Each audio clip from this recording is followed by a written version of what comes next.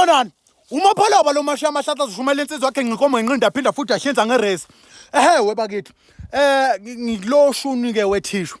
ithishu bakithi siyabiza sonke siyazi ukuthi ithishu iyabizwa mokuthi awazi ukuthi ithishu iyabizwa futhi ushimani uyile insizwa engavakashelwa mokuthi uyile insizwa le ehlala nentombi futhi uyalazi udaba ukuthi ithishu iyabiza ithishu sekushoda kancane manje ukuthi ibize njengamafutha lawo esiwathenga ngemali ebizayo.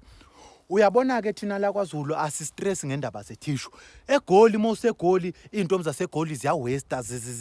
ziwaste ithishu ngoba kancane mokuthi uhlezi naye restaurant makaqala wakhehliza isililo sikanandi waphuma inyembezi uzothatha ithishu asule ngayo mekumele abusula ngemini mokuthi uye toilet uthi can I go to the toilet mefika lapha etoilet uzofuna ithishu okusula isithi mengumele abuthatha imfaduko noma isikorobho noma indwangu engasasebenzi noma athatha umopho asule ngayo isithi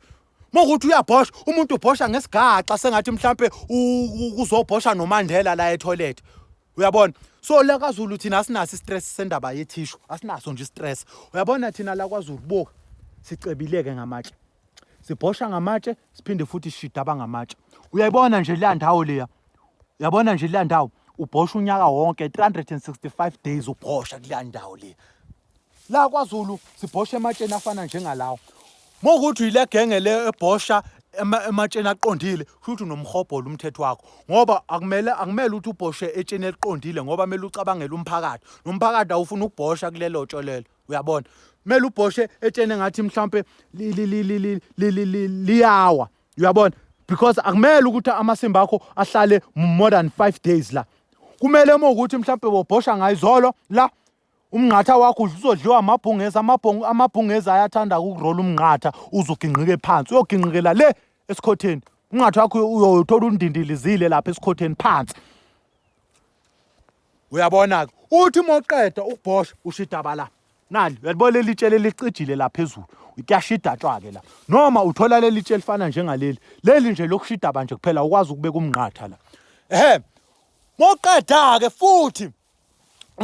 ke futhi mokuthi mhlawumbe ufuna ukubhoshela ehlathini uyahamba uyobhoshela ehlathini ukuthulile kuquiet uyicabangela imfene nezimbuzi uyicabangele nje ngemfuyo yakini uthi moqeda ukubhosha ushidaba ngamagatsha noma ushidaba ngamahlamvu noma uyile genge le ebhoshela esikhotheni le genge uthi mothi uyahamba uyodla inyama kaSibanibani uzothola amasimbi esikhotheni sekumele manje udlule ngapha emasayidini uthi moqeda ukubhosha esikhotheni uvula umdidi ushidabe ngotshani wehle njalo ushishirize phansi la kwaZulu thina shidaba ngeKaizer Chiefs insizwa la ezalazi ngakushaka bushidaba ngeKaizer Chiefs siyalifunda iphepha thina la akushidaba nje ngephepha especially iphepha ngusungashidaba ngaleli libhale ngeEnglish kodwa libhale ngesiZulu asishidaba nje ngalo ngapha shidaba ngamatshe ke lawo.